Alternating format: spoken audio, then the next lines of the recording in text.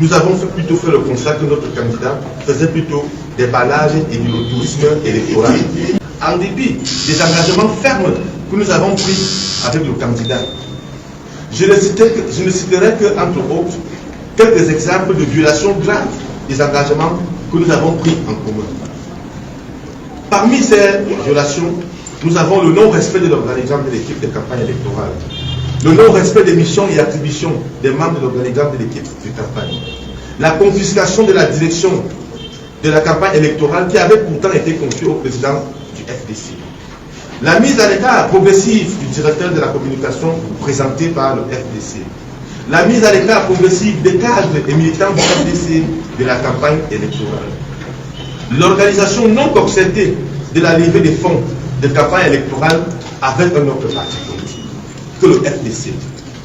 Mais en plus de la violation des engagements par le candidat Hiram Samuel Uyoti, nous avons relevé pour le regretter les graves tares suivantes: le manque de préparation et de planification des activités de campagne,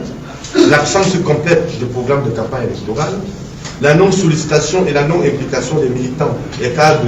du FDC au niveau régional, départemental, communal et local, l'insuffisance inexplicable des équipes de campagne électorale, le refus catégorique d'organiser des véritables meetings de campagne électorale aussi bien dans les villages